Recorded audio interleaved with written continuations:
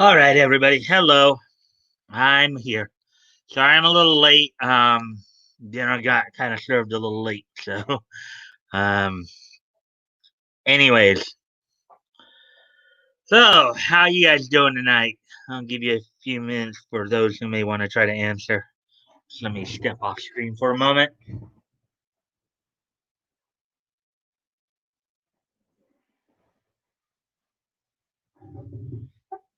Okay. So, hello and welcome. Get ready because we're about to take it to the mic stand. Sorry for the rough opening there, but sometimes things drop on you last minute, and you know how that goes sometimes. So, anyways, um,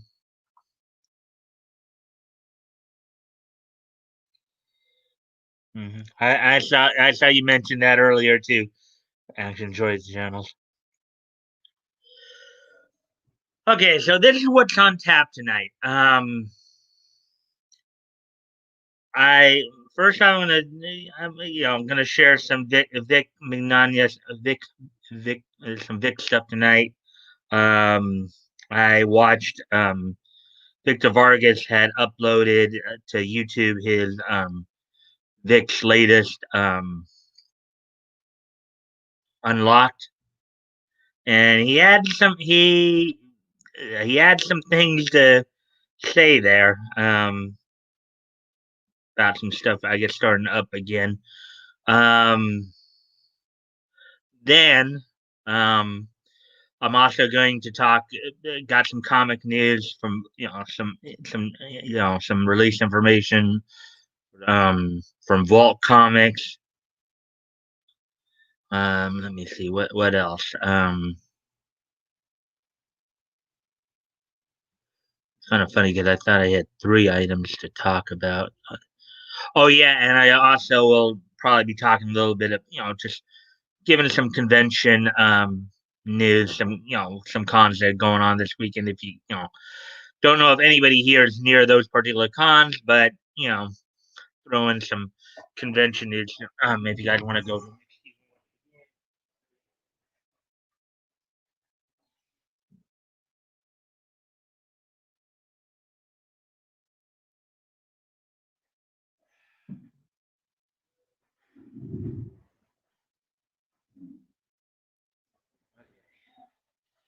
All right, so without no further ado, let's go ahead and get started. Um, so yeah, this morning, as I was starting to go through some of my subscriptions, some of the people I subscribe to.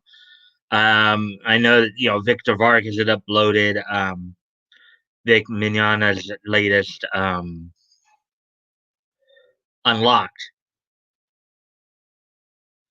Um, and Vic was a little agitated today on this one because now I don't know if some of you knew this, but apparently last weekend Vic went to a con called, I don't know if it's called UltraCon or Ultra Pro Con or something like that. I think it was a comic convention. But he was there. He held panels, he had autographs and stuff like that. And once again, that small group of Kick Vic decided to go after him again. Apparently, they went after him saying, "Oh, he just wants to make people sick. He just wants to make people sick." That's one of the things. You know, um, the points he made about it were this: one, everybody has the freedom to make their choices whether or not they're going to do what they're going to do, whether it's to wear a mask, whether it's not to wear a mask. Everybody has that right. Everybody has the choice to do so. You know, some people were,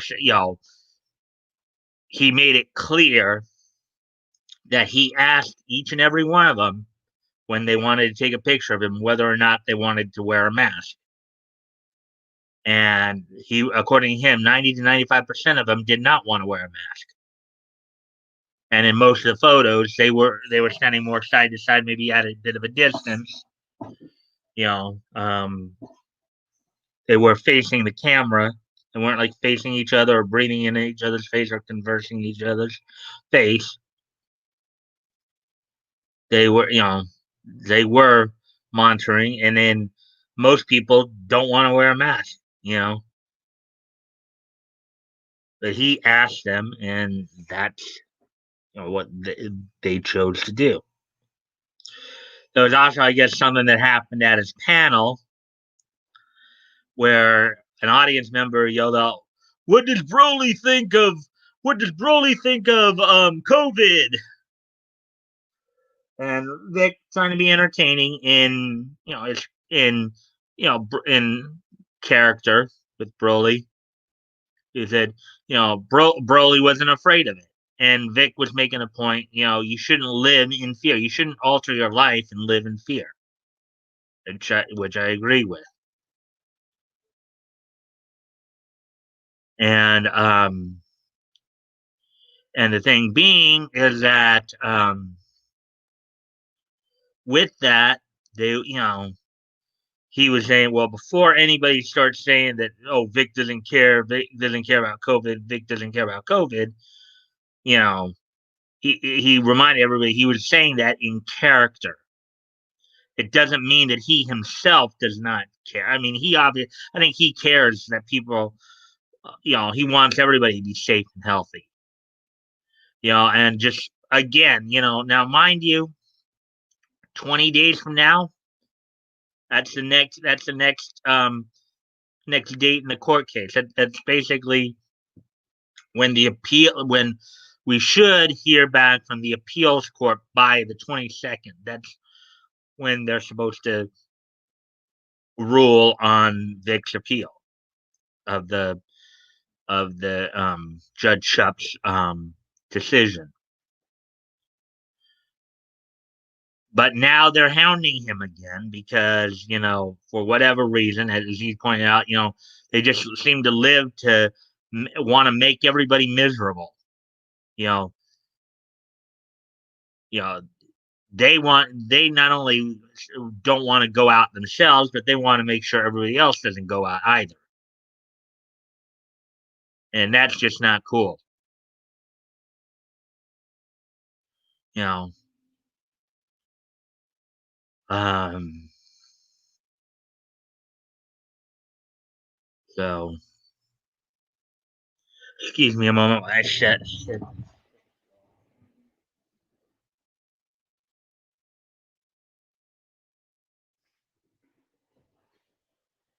So yeah, but overall, he said the experience was good. It was, a good time had by all. Aside from again the trolls that are trying to, continually ruin him, saying this, that, and the next thing. You know. Um.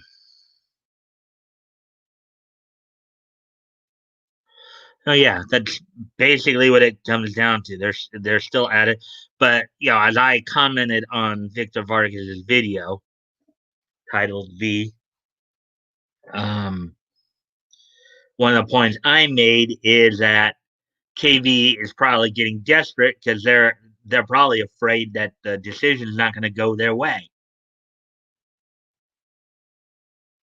Um,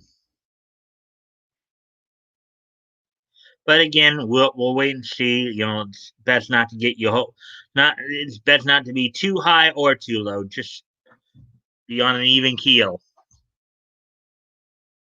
You know, hope for the best, but be prepared for the worst. That's the best advice to give in this situation. Alrighty then. With that being said and done, as we spent the first few minutes on that here, um, I shall move on to the next story then, as we're coming on to the 10-minute mark. So, I will now go look at one of the other stories here.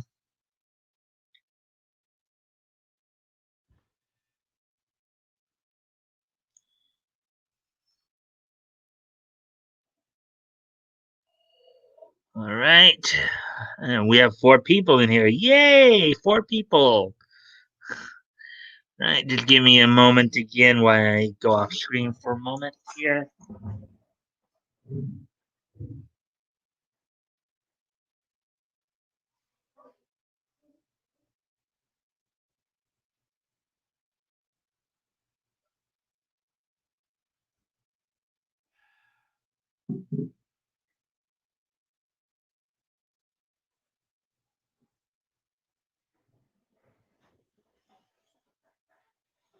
Okay, so here's our second story of the night here. Vault Comics changes Young Reader imprint name, announces new launch date. Vault Comics announced a new name for its Young Reader imprint, Wonderbound, as well as a 2021 launch date and details two two of its launch titles. On Wednesday, Vault Comics made several key announcements regarding its Young Reader graphic novel imprint. First and foremost, the imprint will now be known as Wonderbound, as Vault has nixed the Myriad name it announced for the imprint last year. Second, the Wonderbound launch has been pushed to 2021. Wonderbound will feature graphic novels for young readers,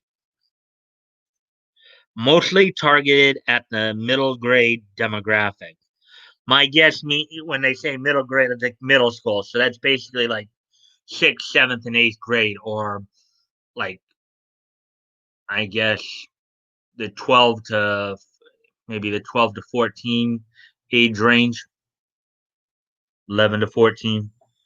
So that age range. Like the titles at its parent publisher, Wonderbound will publish lots of science fiction, fantasy, and spooky titles. Editor Rebecca Taylor is heading the initiative, which will launch with 4 titles in summer 2021, including 2 already announced titles, Rassel Castle and Unfinished Corner.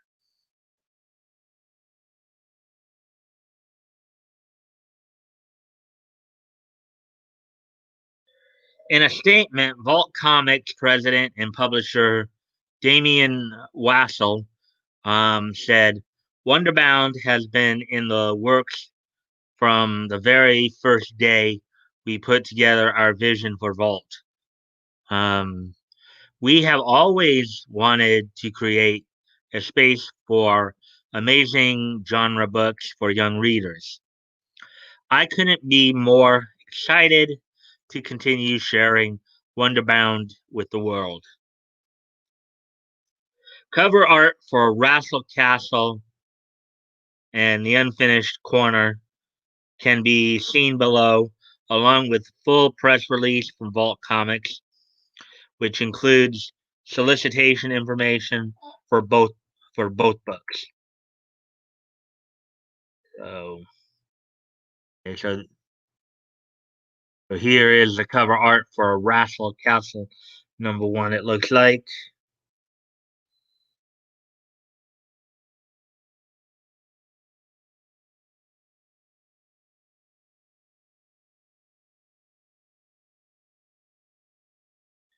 And here's the one from Unfinished Corner.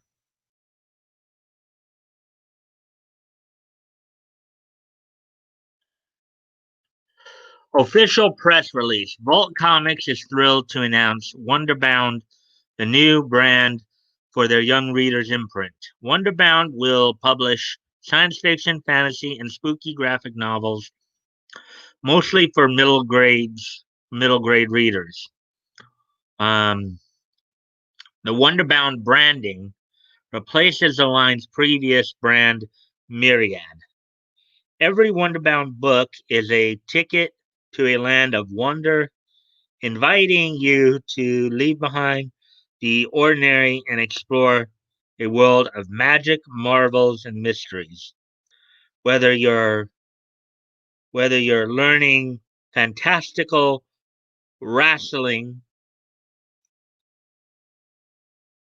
going on zany quests to deliver packages and stuff, solving the mysteries of a gothic mansion, or setting into a spooky new apartment, you're always in for an adventure.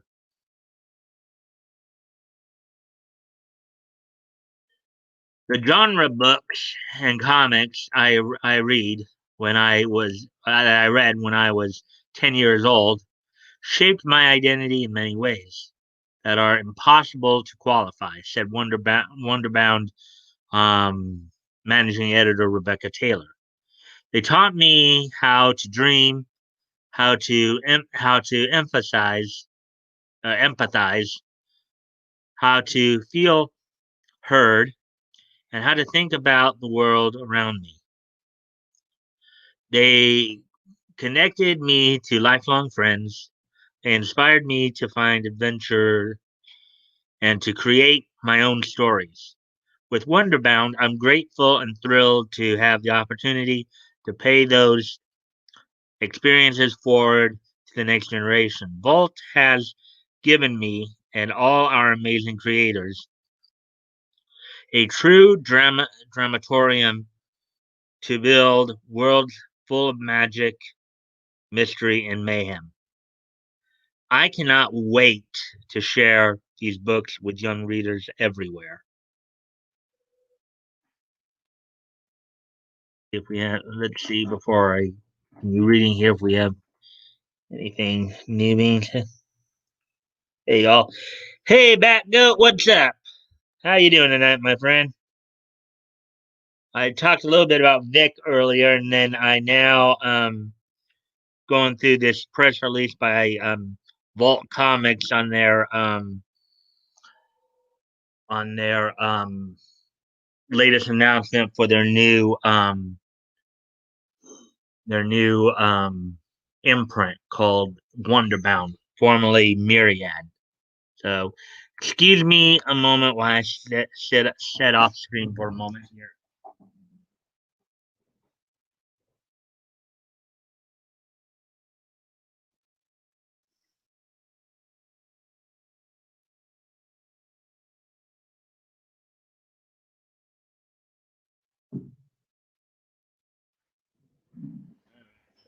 Now, continuing on here, Wonderbound has been in the works from the very first day we put together our vision for Vault. Added Vault president and publisher Damian Wassel. Well, as you guys know, I read part of this already, but we have always wanted to create a space for amazing genre books for young readers. Of course, the idea has evolved, and so has the market. We've brought an we've brought on amazing people like Rebecca Taylor. We've refined branding, strategy, and curation. Um, and now, to our good fortune, we get to bring a line of amazing books focused on still underserved genres to the most enthusiastic graphic novel market in history. I couldn't be more excited to continue sharing Wonderbound with the world.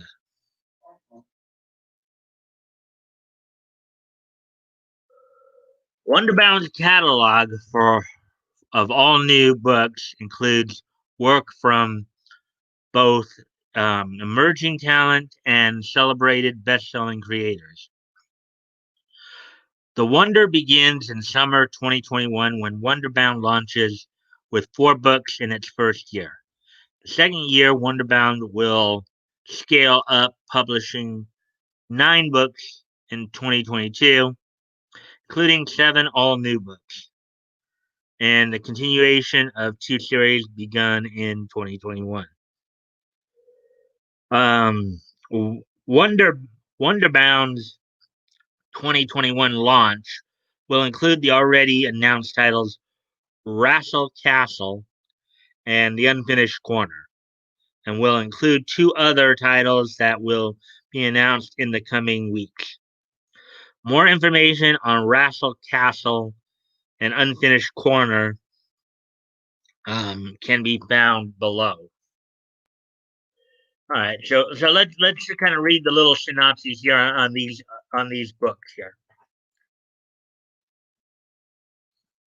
Okay, Wrestle Castle. Lydia Riverthane has always dreamed of being a professional wrestler, the greatest of all fighters in the kingdom of Grimsdale. Okay, for those of you who don't understand the phrase wrestle, it's really wrestle, like pro wrestling. It's just it's basically the thing was is that the reason how it became known as wrestling is it's how they say it more in the southeastern part of southeastern part of the United States. Okay, for those of you who know a little bit about like pro wrestling history, like I do, um, back when you had kind of the competitive, back when like the sports entertainment era back in the 80s started with the what we now know of today is the WWE going national, formerly the WWF, WWF, and you had Ted Turner also building up, you know, building up his own company, as everybody remembers WCW. Okay, well, Ted Turner, like a lot of Southerners, instead of saying pro wrestling, he would call it pro wrestling. So that's where the term kind of comes from. So let's see. Sounds good. Keep going. Okay. Well, that's what I've been doing. Okay. Growing up in the shadow of Wrestle Castle, where her older brother routinely racks up championship belts, has only fueled her competitive fire. But when her brother is mysteriously arrested for treason, Lydia and her friends must find a way into the year end tournament. There, she can win back his freedom the only way she knows how, wrestling. Written by Colleen Coover and Paul Tobin, the team who brought you the multiple Eisner Award winning Bandette, with art by Galad, Scales and Scoundrels. Wrestle Castle is a joyous celebration of friendship and tenacity for young adult readers. Actually, sounds like a pretty good story, quite honestly. Kind of a sport slash mystery story. Anyways, just give me a moment.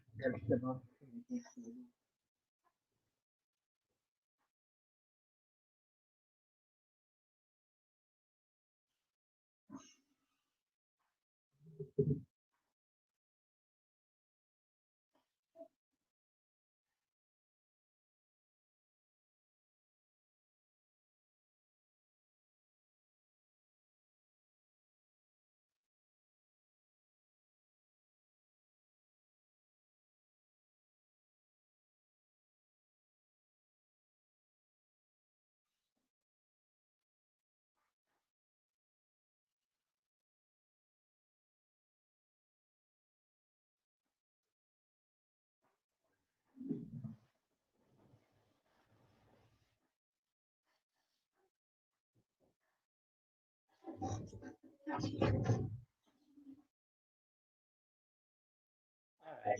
Anyways, back to it then. Actually, before I do that, let's see if there's any other.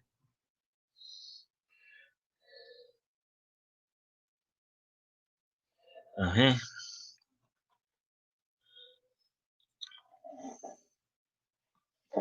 All right. So here he goes. The unfinished corner. Jewish mythology says that when God created the universe, he left a tiny corner of it unfinished. Um, Opinion is divided on why, but everyone agrees that it's a dangerous place full of monsters. 12-year-old Miriam neither knows nor cares. She's too busy preparing for her bar mitzvah, wrestling with wrestling with whether she wants to be Jewish until a peculiar peculiar angel appears, whisking her two best friends, and her worst frenemy off to this monstrous land with a single mission: finish the unfinished corner. Sounds pretty interesting. Some of the story elements are pretty. Some of the story elements here are pretty familiar, pretty common themes you find, like the idea of bringing people together, friend and foe, to for a to for a shared purpose. From writer Danny um, Coleman and artist Rachel Tuna Petrovich, Unfinished Corner is a heartwarming middle grade adventure that gives a voice to kids of all backgrounds grappling with the legacy of cultural identity. To stay up to date, all things Wonderbound, subscribe to the newsletter at www. Okay, so um, if you guys want, you can go look that up. So, what do you guys think of some of those stories? And the stories sound pretty interesting. You know, um, stories sound pretty interesting. What I can see.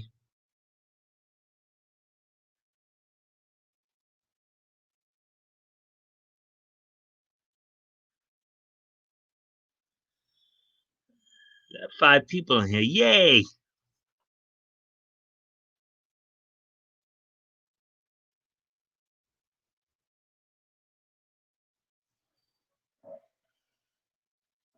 We're coming up on the 30-minute mark here.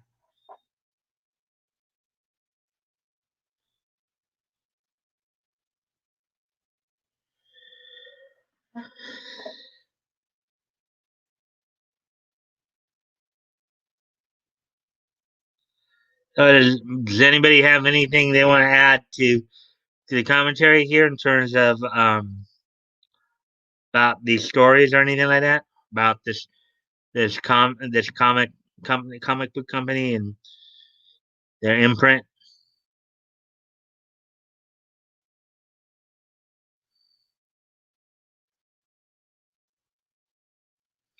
Gonna step off screen for a moment. What do you guys think about that?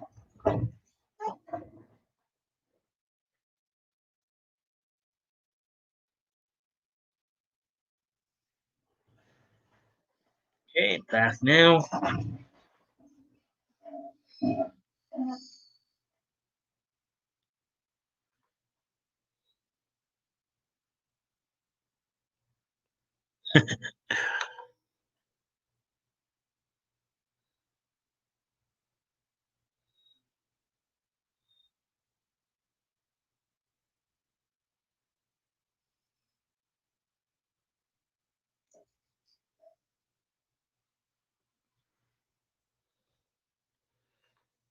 Rock on, Mike. We're listening. Thanks, back goat. Okay, well, yes. With that, then I guess I'll move on to The last thing I was going to talk about tonight. Now, granted, I know that, don't know if any of you, I know at least one of you said you probably won't be going to cons due to some issues that you might have or what have you. But just in case there are those who are thinking about going to conventions, and at least let you know which ones some that are going on. Now, mind you, when I was looking through this earlier too, I found that, of course, a lot of them are requiring you to, they are taking precautions. They are requiring people, some of the cons are requiring you to wear masks just for entry. Others are requiring you to wear them, the whole time there. So they've made adjustments to allow for bigger social distancing and all that. So, anyways, went through. Granted, there's a lot of cancellations and postponements, but there's still like few here and there that are still running. That's with So here's what the first con I'm going to talk about: the Augusta Toy and Comic Show coming up on Saturday and Sunday, the 5th and the 6th. Um, so the Augusta, for those of you who happen to be in Augusta, Georgia, if you want to head over to the Augusta Convention Center um, on Saturday or Sunday, they're having the Augusta Toy and Comic Show over there. It's a toy show with comic programming. In 2020, we feature over 20,000 square feet. From what I understand, it's actually 40,000 square feet, but the only thing is it's more spread out because of social distancing. Um, let's see, square feet of toys and comic books, artists, vendors, celebrities. Um, bring the family for a fun day and be a superhero. Okay. Now I did go to the site and oh, wait, actually that's the wrong. Oops, that's not what I wanted. Didn't I didn't need to view the map. I need to visit the convention site.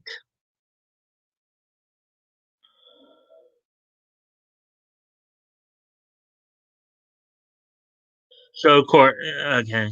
So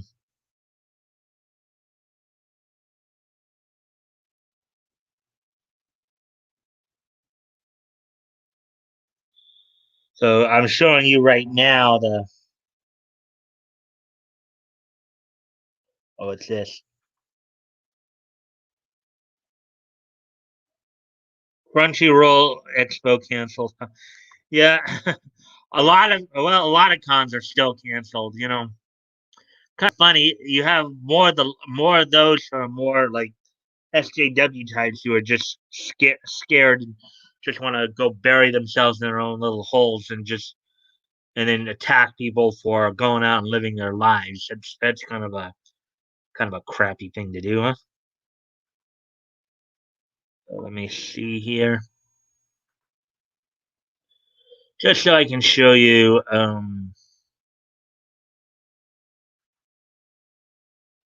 If this does no. Oh wait, that's no.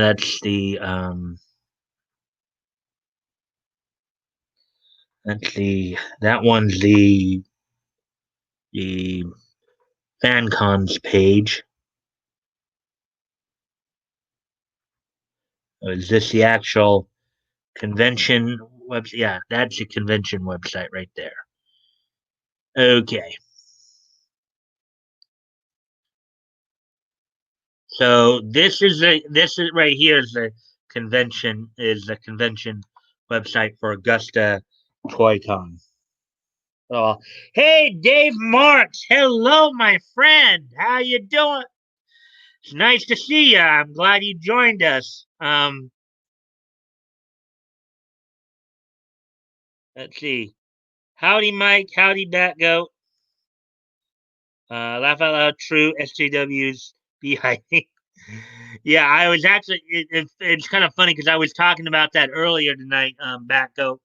Before you got in, one of the first things I talked about was Victor Vargas had put up Vic's latest Unlocked, and Vic himself talked a little bit about that because apparently they all started going after him again, saying he wanted to make people sick and he didn't care about the COVID and this, that, and the next thing.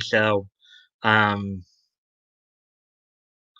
so they were trying to misconstrue everything, trying to vilify him as much as they can. Um, yeah, and then of course I just finished talking about an announcement from a company called Vault Comics, in which they're announcing their latest imprint called Wonderbound, which is um, which is basically a graphic novels imprint um, with basically sci-fi fantasy type stories directed towards middle school age kids. Um, so anyways, right now, of course, I'm starting on talking about some convention stuff in case, let's see, 94% BS rate confirmed by 94% BS rate confirmed by CDC. It's over. We want our country back. Yeah, I saw some news the other. Yeah, I did see some news the other day. Dave, from one of the political guys I follow on YouTube, named Anthony Brian Logan. They were talking about there was a report out now that only 6% of the deaths from COVID were solely from COVID. Only 6% of the deaths were solely due to COVID. Okay. Um, the other 94% of the deaths, there are other factors involved, other like health factors involved. As with any disease, the more unhealthy you are, the more likely you're going to get it, and you know.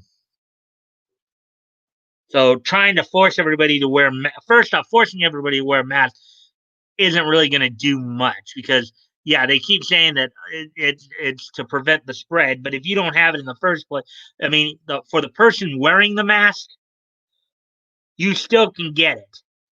Okay, so if you don't have it, you shouldn't have to wear a mask. If you don't have it, you're not going to spread it.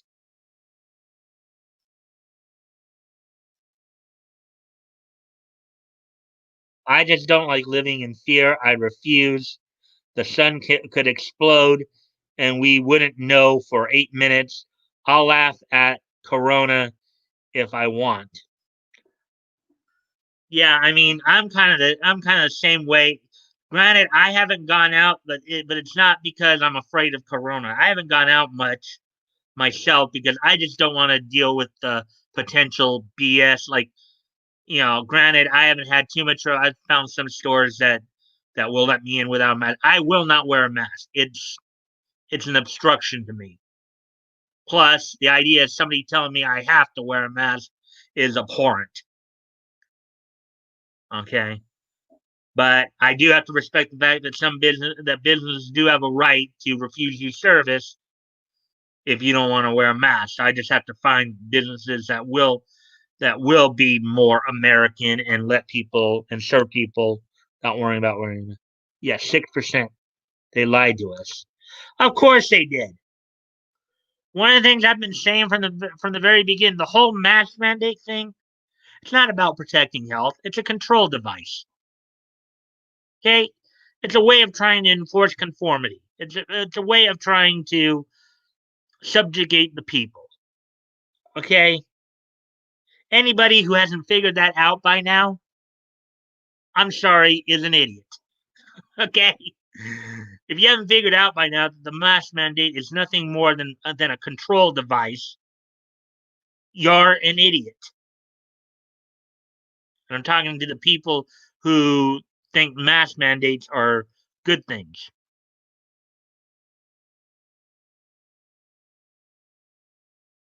Okay. I mean, hey, look what happened over the last couple of days, right?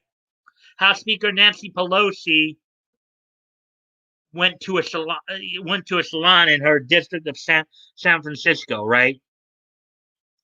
Got her hair done, got it like blow dried and everything else, but she apparently they're not allowed to do because blow drying supposedly will blow the particles around and get you more infected.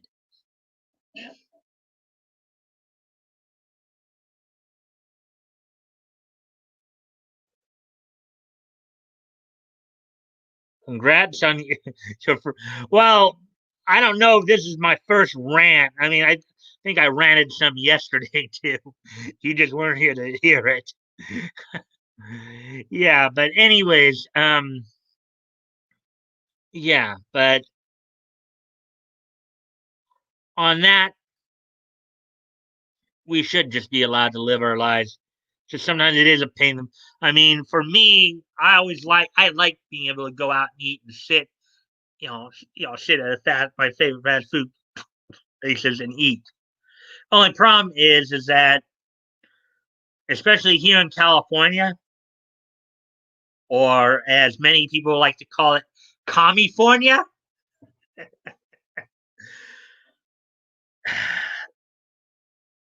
There are many places that are still forcing you to wear masks or saying that they won't serve you if you're not going to wear a mask. Now, particularly for eateries, I think that's kind of stupid because you're going to have to at least take the mask down to eat.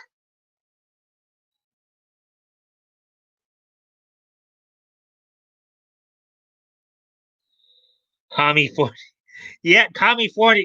You know what I'm sure. Back goat. I'm sure you know what I'm talking about because I don't know how long ago you left California, but if you left within the last, I don't know, 15, 20 years, you probably know exactly what I'm talking about.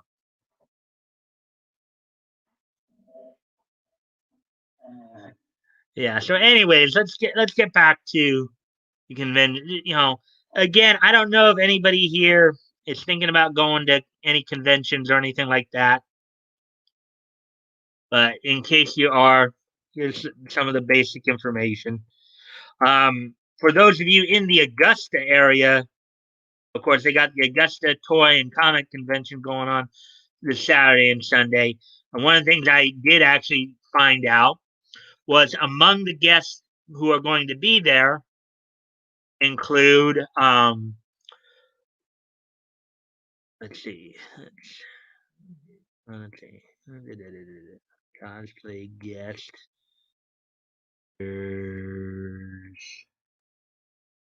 Wait, actually,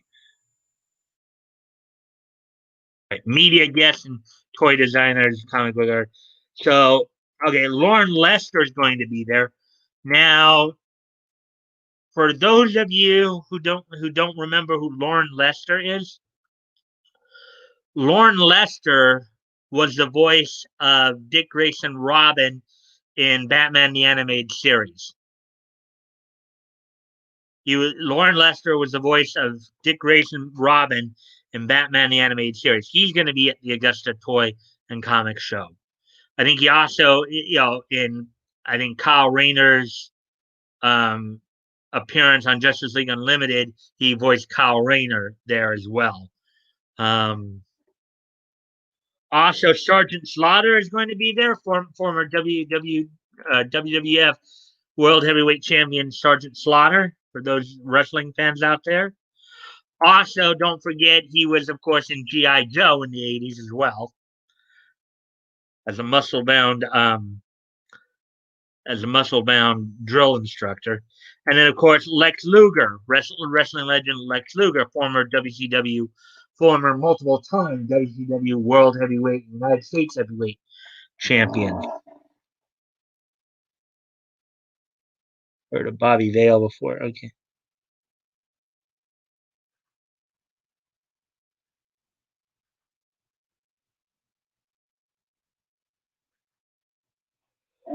Oh, you're in Cali? Did you see the new pedo bill they're trying to sign in? Not trying to derail the stream.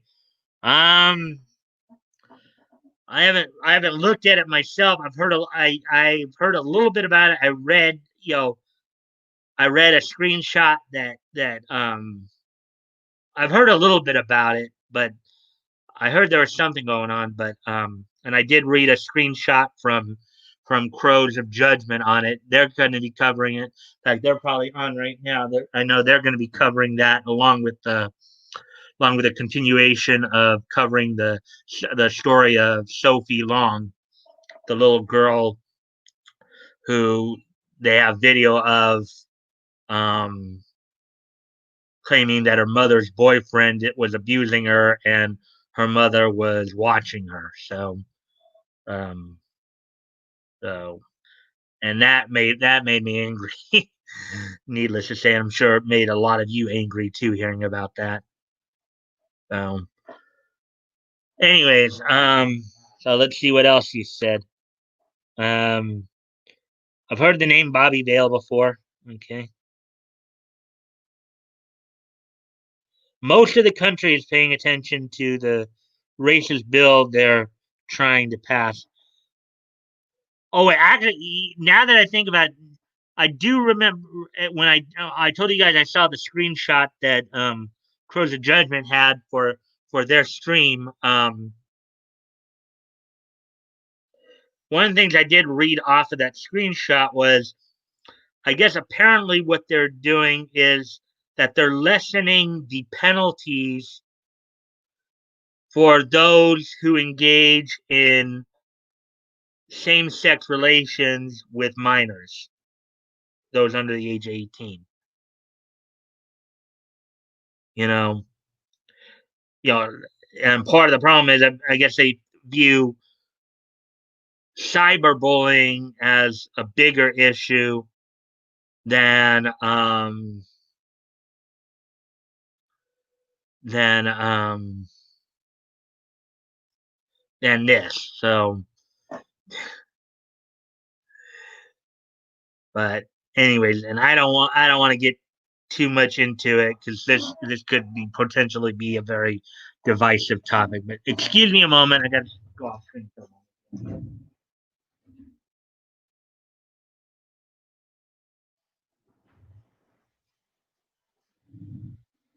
Okay, disc.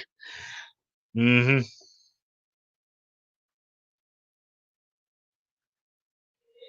Disc. Yeah, and it's kind of funny.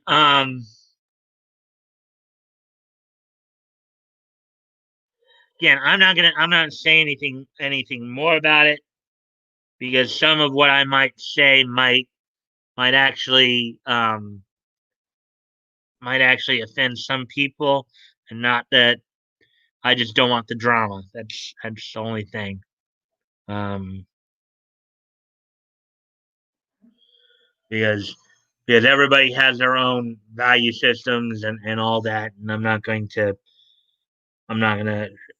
start to crash on people for that. You know, everybody has their own. Everybody's entitled to their own beliefs and values. So, um, but yeah. So, anyways, back to back to um back to the convention stuff to let people. No, it's cool. We can move on. Yeah, let's move on because let's move on to some thinking about some more happier type stuff rather than some of the baloney that we're going through now. So just give me a sec here while I find the next con to talk about. So you guys know that, as I said, at Augusta Toy Con, Lauren Lester, who was the voice of Dick Grayson Robin in Batman the Animated Universe, as well as Kyle Rayner in Justice League Unlimited, Sergeant Slaughter of G.I. Joe and WWF fame, and then Lex Luger, former WCW World Heavyweight Champion, will be there as a guest. With that, let's continue on here. Go on to the next one. If there are any of you who are, happen to be in or near Bridgeview, Illinois, they've got ToyCon Toy Show going on there this Saturday and Sunday. So here's a synopsis, and before do that, let me pull that up on the screen here, or pull up what I'm seeing here, so that you guys can see it too.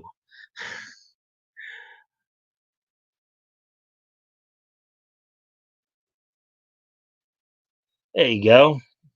Now you guys can see it too. Now I think Batgoat just added something here, so let's. Oh wait, oh no, that's the same thing you said before. Okay. Okay, so this is happening this Saturday and Sunday at the Bridgeview Community Center in Bridgeview, Illinois, the ToyCon Toy Show 2020.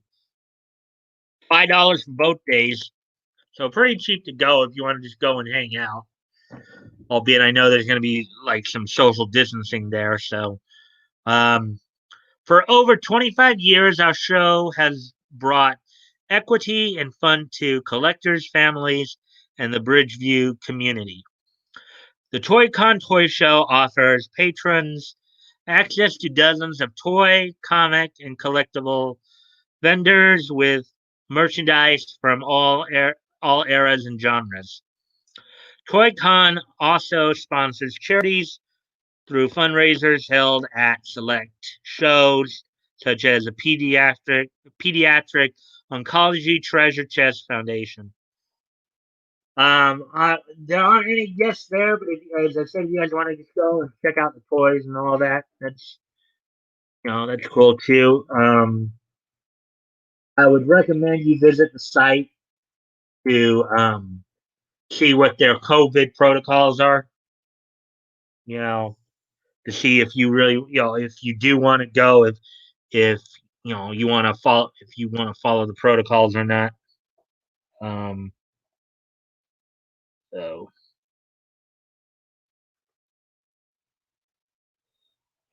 Toy Con sounds fun.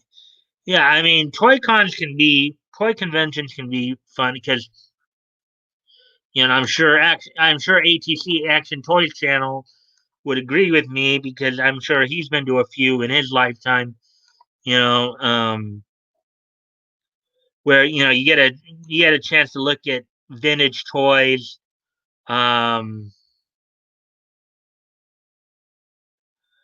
oh, guys, I just saw my notification here. In case you guys want to check it out, Chambers of My Heart just posted, I guess, an update. I guess the Sophie hearing. If you guys want to check that out after the stream here at some point, um, you want to get that information. Um, Chambers of My Heart has a video up on that. So you guys want to check that out afterwards. Um, anyways, back to this. Yeah, Toy Cons can be very fun. You get a chance to see old vintage toys, and sometimes at some Toy Cons, like the Augusta one, you get a chance to see like some of your cartoon favorite cartoon voice actors, or even other areas like pro wrestling and stuff like that. You know, remember Sergeant Slaughter is both. For example, Sergeant Slaughter is both a star in cartoons and pro wrestling. Even though he started out as a professional wrestler, he also gained a lot of mainstream fame from being on GI Joe.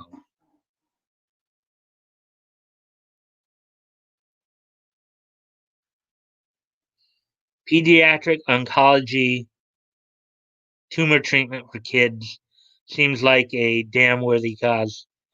Yeah, you know, cause. Yeah, yeah. I would agree. If I don't know if there's anybody here who is in or near Bridgeview, Illinois, but if you are, and you have the opportunity to go and maybe support the cause, again, I would recommend go to the site and check out the COVID protocols and see if you really want to put up with that. But that's totally on you. That's your choice, as the saying goes. So, so yeah. So let me see if there is any more things to, any more. I think those are the only two. There was one other one, like, but as a horror con, I don't think you guys are as much into horror stuff. So, but yeah, yeah, that's it. That was it for that. So,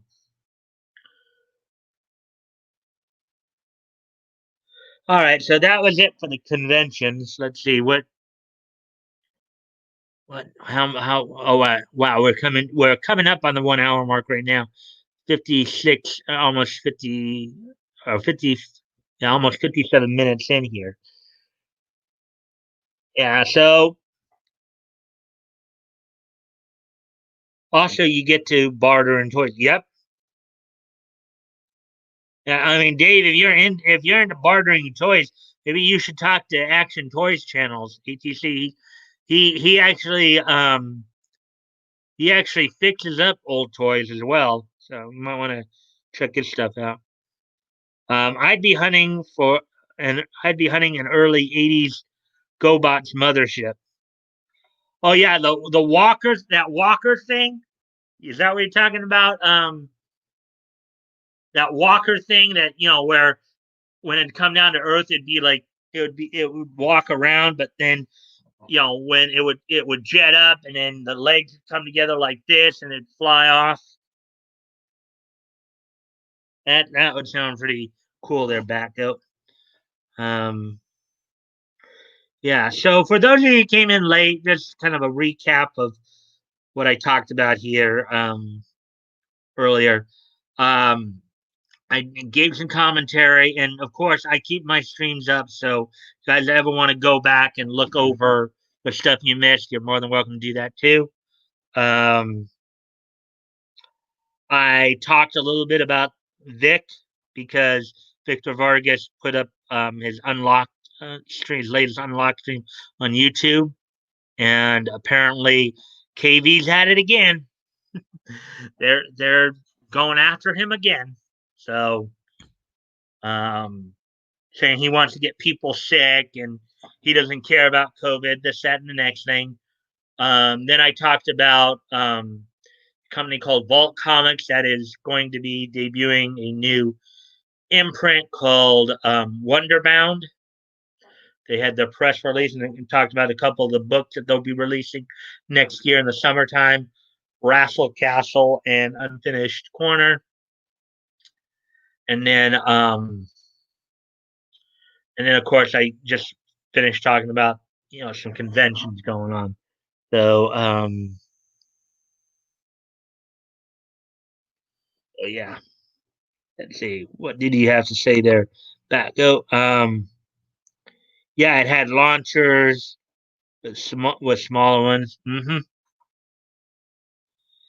Yeah, I'm sure you remember the theme song to GoBots as well, right? Right, Nate? Right, back go. The GoBots, the GoBots. Da da da da da da. Da da da da da da da da da da da da da. The GoBots. Yeah, Leader One, Scooter, Turbo, Cycle, Coptor, Fightor. Uh, so those were some cool times back in the '80s. There, that go. Yeah. Hmm.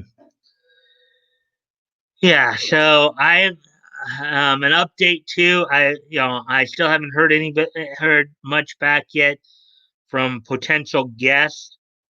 Hopefully, I'll be able to get somebody on soon.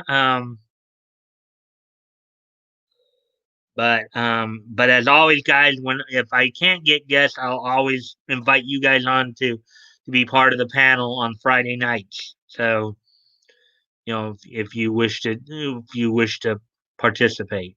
So yeah, that's right. Yeah. Dave, you probably didn't know this as much, but one of the things I'm trying to do. So every Friday, I call the subtitle is Friday Night Forum.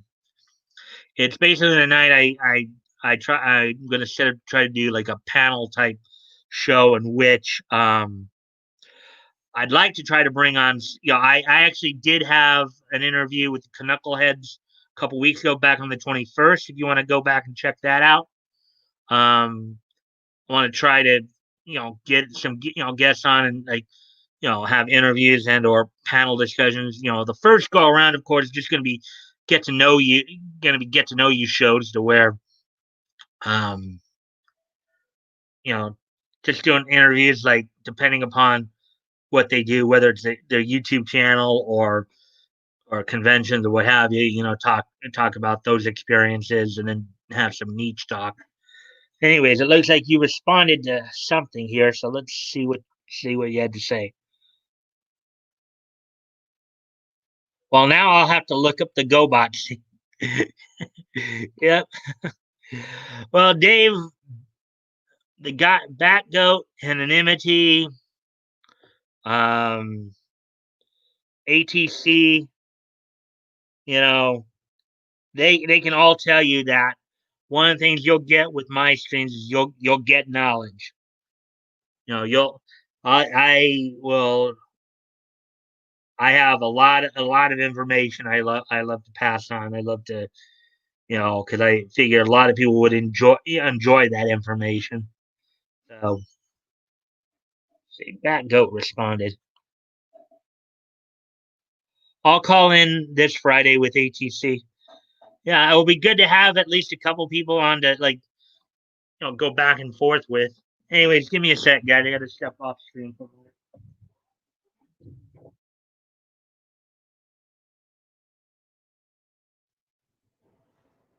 Yeah, Dave. Hopefully, we'll see you more on here more often too.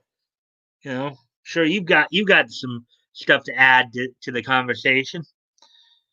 Um. So yeah. So anyways. Let's see.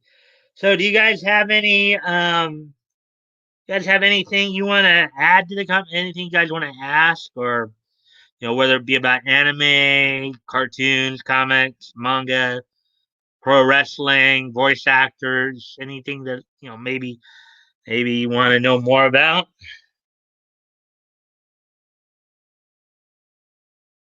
We geek out here. I can hold my own with old cartoons. Yeah, I know you can, Bat Goat. I know you can. You and I, probably know quite a bit of, can have quite a bit of conversation, particularly about the Hanna Barbera stuff, well as Filmation and a few of the other studios. Um, yeah, yeah. So, is there anything else on you guys' mind that you want to add to the conversation?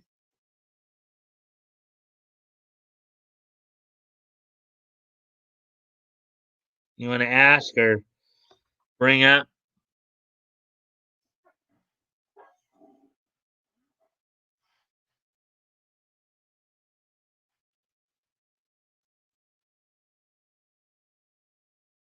Okay, actually, it looks like we have a few new comments here. Let's see what they have to say. Is Frieza from DBZ male or female? Um, I know you had toy. Actually, I haven't had Toy Bounty Hunters on yet. I'm trying to get him on, but the thing is, he hasn't responded back to me yet. I've sent him some messages on Facebook, but I just haven't heard back. I am trying to get him on though. The only guest I've had on so far was the Knuckleheads. I'd hoped to have Toy Bounty Hunters on with them since he's had some convention running experience, but it didn't happen. He did. I couldn't get a response from him. Still waiting on a response for Um, I've talked to him on his channel before. You know, yeah, Deke. Yeah, you're right. Deke too. Deke Enterprises. I don't know if you guys remember this, but Deke did the first dub of Sailor Moon back in the '90s. Deke did like the dub that a lot of people were real upset about because they edited it quite a bit. Again, though, it was partly due to the fact they were trying to make it more for kids. So that's part of the reason why.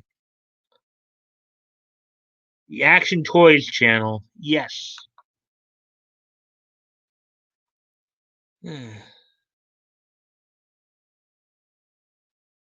Oh, back to your first question. I'm sorry, Action Toys channel. Is Frieza from DBZ male or female? Are you talking about the character or are you talking about the voice actor or actors?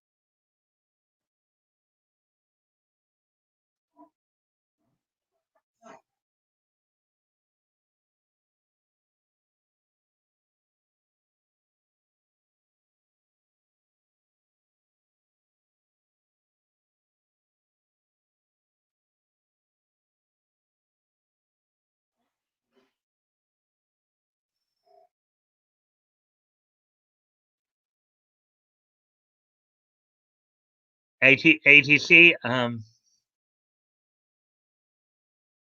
Oh, what's this? Oh, okay, we have a few. Character. Okay, I'll answer you in a moment here. Let's see what else is going on there. Um, there was one. I'm gonna hop over to Crows now. Pleasure hanging out. All right. Well, thanks for stopping in, Dave. Say hi to them. I might stop in as well after I'm done here. Um, catch. Peace, Dave. Okay. You're talking about the character. Um, I'm not even completely sure. Um, I don't know if they actually even make it a point to say in the um in the anime if Frieza's male or female. I know from what I understand, traditionally, they've usually gotten women to portray Frieza's voice, but I can probably look that up here. Oh, actually, better see, see if there's a. I'm gonna see if I can find that information for you, ATC. Um,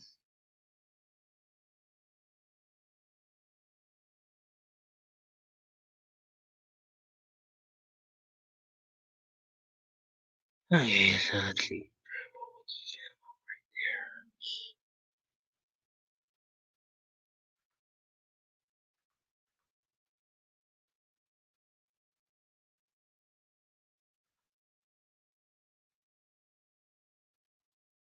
Here it is, okay.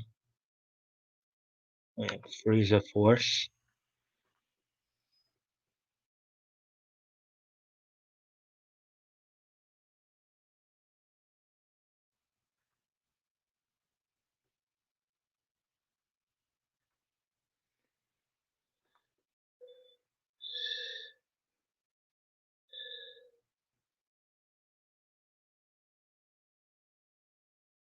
Okay, anime name Frieza.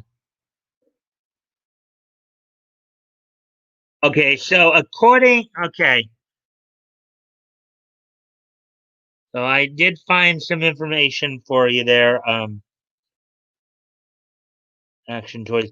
See what you had to say. In Cooler's Revenge, Cooler says his little brother, but the movies aren't canon. Okay.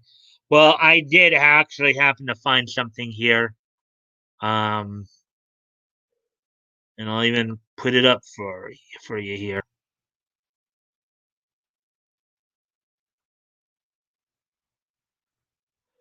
So here's the page from the Dragon Ball wiki page right here.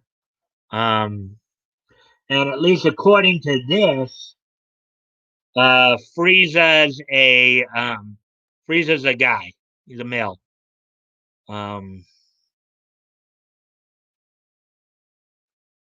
right there, I just highlighted it for you right there.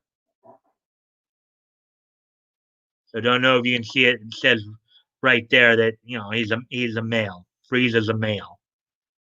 Now, what's kind of interesting, as I was mentioning before, of course, is that Frieza's been voiced by both men and women. I know that at Funimation, Linda Young was the first one. Linda Young, who also voices Genkai and Yu Yu Hakusho. Um, he, trying to, she did his voice in the she did his voice in the throughout much of the series, and then they were, from what I understand, over in Japan too.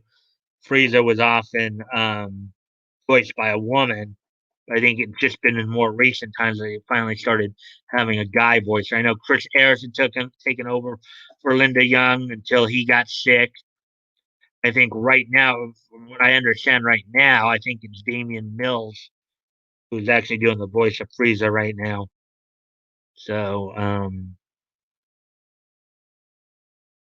now of course, those are just the Funimation voice actors. I don't. I'm trying to see here on this page, um, see if I can find any information on the voice actors who voiced Frieza. DBS Broly Saga. Film appearances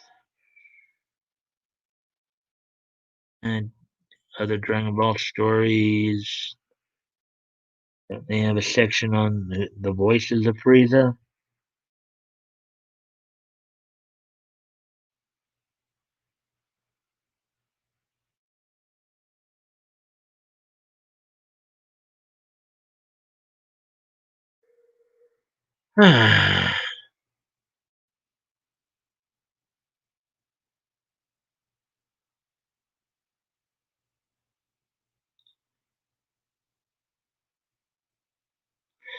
On this particular wiki page, they don't seem to have kind of the list of sections that you can just more easily go to what you're looking for.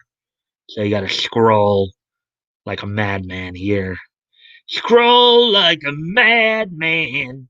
Oh, scrolling, yeah, yeah.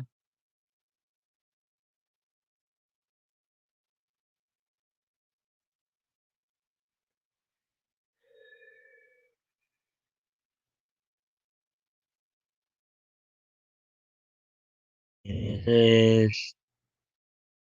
Views, manga debut.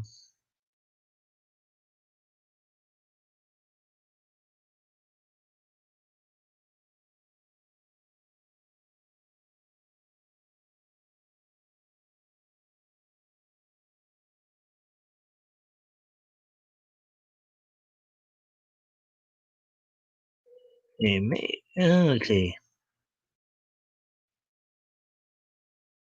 I know I'm not saying much right now. It's just because I'm trying to, let's see, Brood of Evil. This is where they maybe made his animate. Maybe they'll have some of the the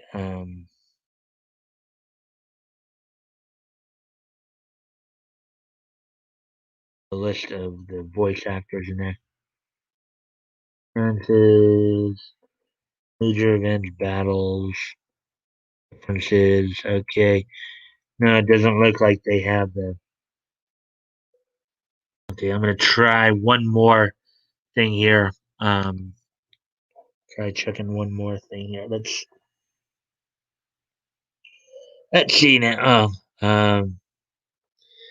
So I think I answered your main question. in the Dragon Ball wiki, he's listed as a male.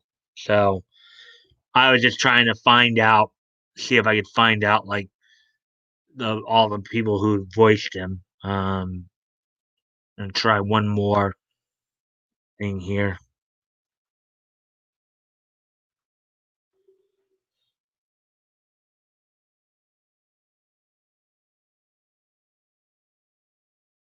Okay, Dragon Ball character. So I guess in the original Japanese, he was voiced by um, Ryusei Nakao, real name Tomoharu Takeo. Um, so I guess he was voiced by a guy in the Japanese version. Here we go. Section of voice actors. So in the original Japanese version, Frieza is voiced by Yosei Nakao, who in all media, who of course is a male. In English, Frieza was voiced by Pauline Newstone in the Ocean dub of Dragon Ball Z. A female. In Funimation's in-house English dub, and I already kind of went through Funimation crew. Linda Young was in the original Dragon Ball series and continued playing him in all subsequent media until first episode of Kai, where Christopher Ayers took over the role in all media due to Ayers being diagnosed with end stage COPD, chronic obstructive pulmonary disease, and requiring a double lung transplant. He was voiced by his understudy Damien.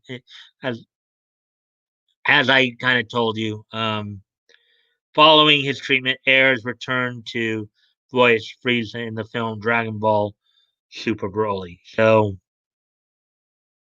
yeah. So Pauline Newstone was the voice of Frieza in the Ocean dub, and then of course Linda Young had done it for a while there. Now, why they chose to cast a woman to voice Frieza, I couldn't tell you. We didn't know that.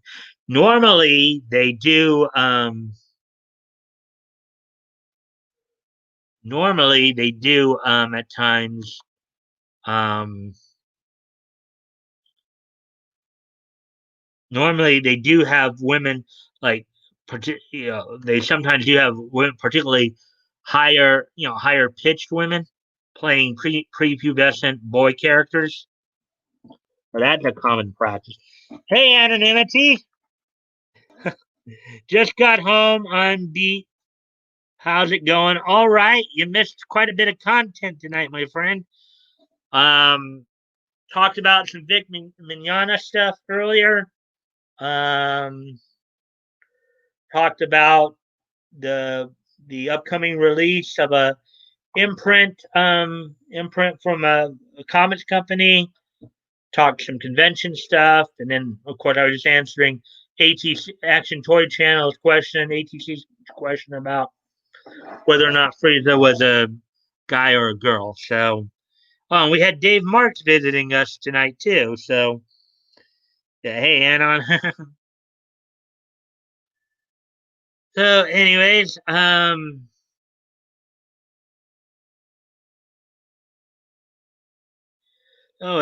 other questions out there you guys wanted answered? And of course, anonymity, as you know, I keep my streams up. So if you want to go back and check um, some of the stories from earlier, you're more than welcome to. Hey, Ian back, coach. So, give me a sec while I step off screen here.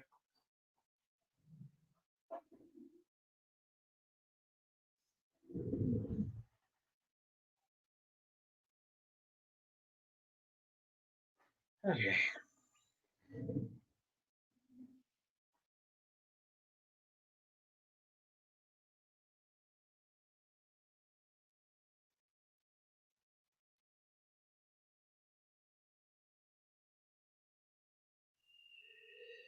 Okay.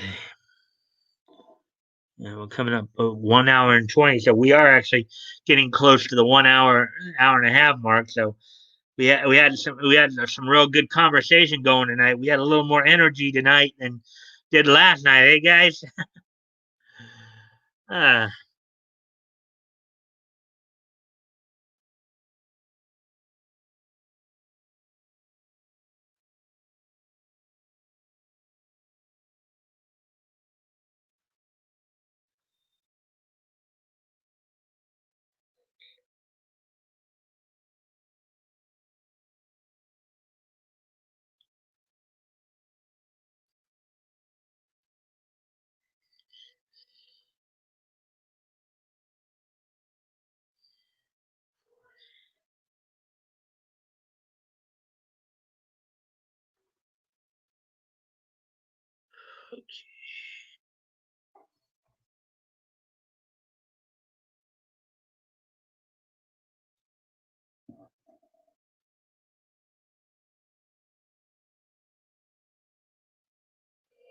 I'm dead tonight.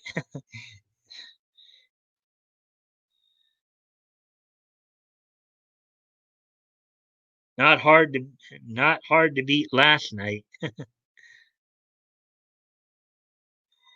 Yeah, even I had to acknowledge that maybe things were a little bit lower energy last night. That's why I ended up ending early. Also, I know that I usually have said that I try to make my streams an hour and a half to 2 hours, but I'm gonna widen that bracket a little bit. I'm gonna say 1 to 2 hours instead of just 1.5 to 2, because there are just times when sometimes there's not a whole lot to talk about, and sometimes trying to stretch it an hour and a half when there's nothing to stretch it with is just be mentally straining. So I'm gonna aim for at least an hour. Go an hour to 2 hours. Um,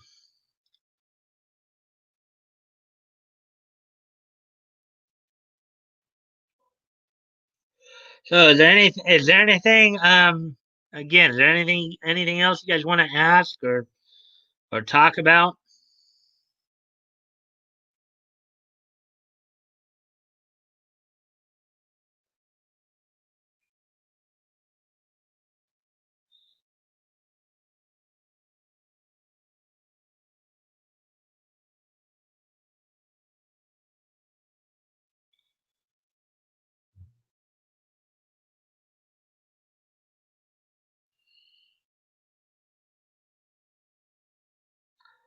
It would seem you guys don't.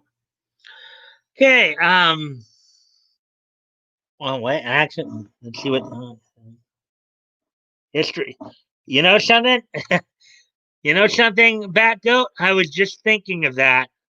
Just about ready to go for.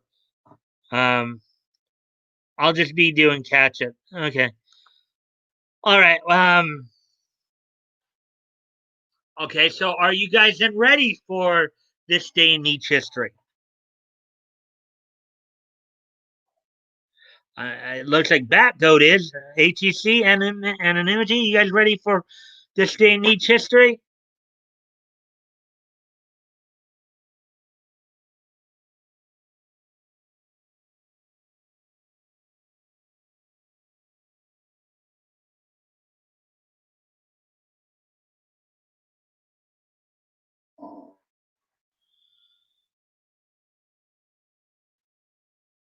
Well, I'm gonna guess that you are ready, even if you never. Uh, Yay! Naturally. Okay. All right. I've got a couple of birthdays and in it, and some other interesting news.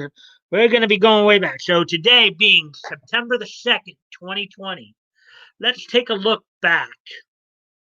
You know, in time on this day, September 2nd, this day in Nietzsche history.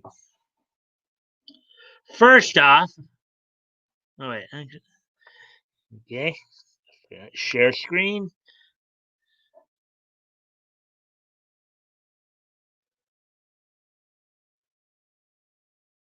First off, we're going to go back 80 years. I'm going to go back 80 years to talk about woohoo, yay! We're going to go back 80 years here on somewhat of a sad note. Actor Eddie Collins, not to be confused with the baseball player. Actor Eddie Collins passed away of a heart attack at the age of 57. The actor Eddie Collins that they're talking about here was was probably his most remembered role was as Dopey in the 1937 Disney movie Snow White and the Seven Dwarfs. On this date in 1940, at the age of 57, actor Eddie Collins passed away of a heart attack. His best known role is as Dopey from the 1937 Disney movie Snow White and the Seven Dwarfs. He was also portrayed Tylo the dog in the Shirley Temple film The Bluebird in 1940, one of his last roles before passing on. So on this date in 1940, actor Eddie Collins passed away at the age of 57 of a heart attack, best known for his role as Dopey in the 1937 film Snow White and the Seven Dwarfs. Now, moving ahead in time a bit here. Now we've talked about somebody who somebody who passed on. Now to kind of talk about people who were born on this date. For many professional wrestling fans, particularly those of WCW fame and USWA. First off, I would like to wish a happy 60th birthday to Todd Champion. Todd Champion, of course, is a former professional wrestler. Um, Worked throughout many of the territories, and then, of course, did spend some time in WCW. Teamed up with Firebreaker Chip as the WCW Patriots, and were in 1991 the WCW United States Tag Team Champions. Along with that title, he also held in 1992 he held the USWA Unified Unified Heavyweight Championship in Memphis. So I'd like to wish a happy 60th birthday to Todd Champion. Okay, so happy 60th birthday to Todd Champion. And I would also like to wish a happy birthday to the other guy who had a birthday today, Tetsuo Hara.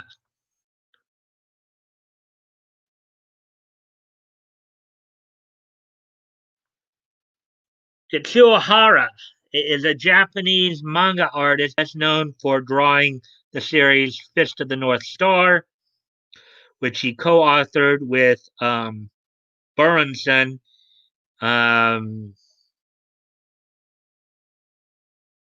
Anyways, so on this date in 1961, so I'd like to wish a happy 59th birthday to Tetsuo Hara, the manga artist who gave us Fist of the North Star.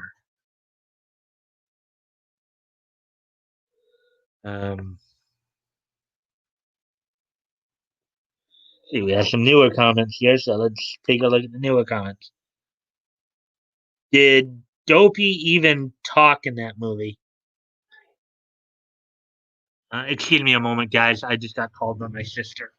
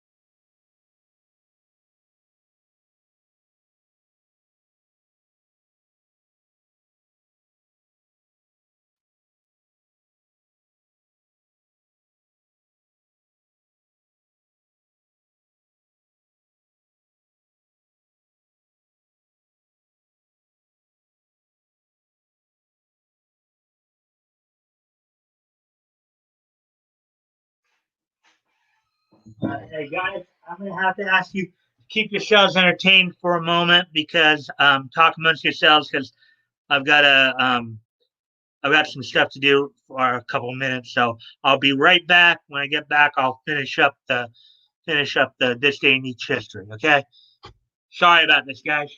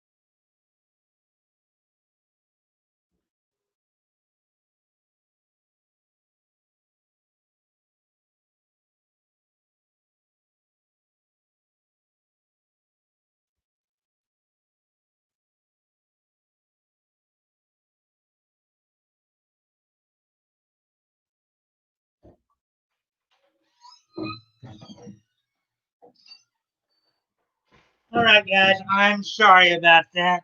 Um, I know. I know. At least ATC probably understands that sometimes when you live in a house with other people, sometimes that part of life can interrupt you when you least expect it. So I'm sorry to have to hold you guys up there. Let's see. Let's see. See. Apparently, you guys had a few things to say while I was gone. So let's take a look here. Oh, nice. Is Nick live tonight? Don't know. I haven't seen any notification on my end. So yeah, he's having tug on. Okay. Um. Oh, cool. Gotta watch that. Was going gonna veg out on the couch. Watch MST or Riff Rax, but that sounds better. Um, Riff Rax, modern day MST, whatever that all is. I myself don't know much about that. Just finished making my prototype action figure. Laugh out loud, the man style or He-Man style, all 3D printed. I'd like to get 3D printer one day for working.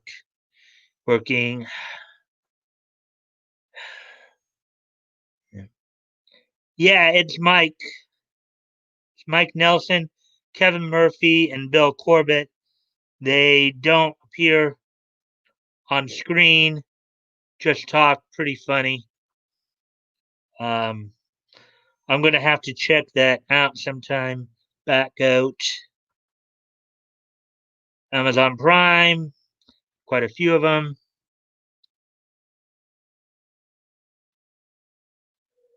MST is Mystery Science Theater. Okay, I guess we're all caught up there then. So I'm back, guys. I'm sorry I had to step away. But let's get this finished up here.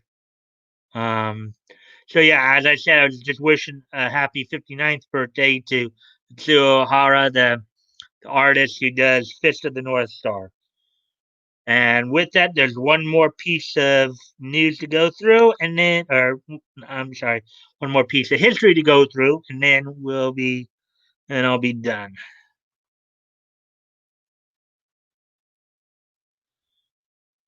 Let's see now.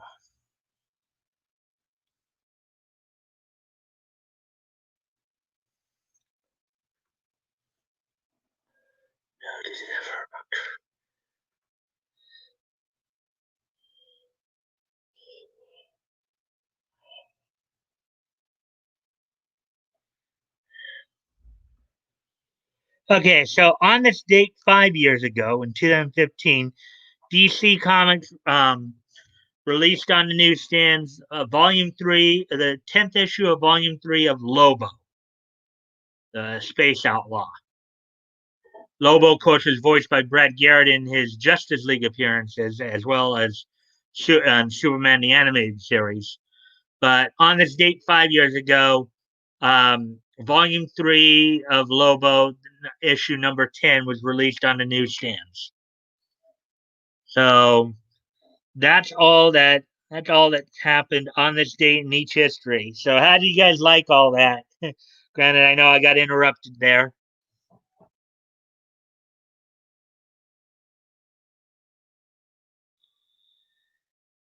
So did you guys enjoy the stream tonight?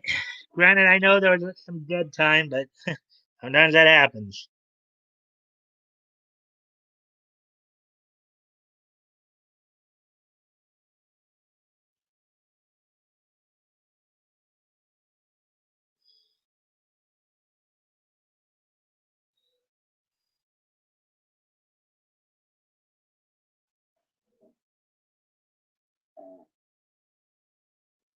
All right. Sorry about that. Always fun. Good show as always. Fine as always. All right. Well, thanks guys for dropping in again. I think I'm gonna wrap it up here. Um,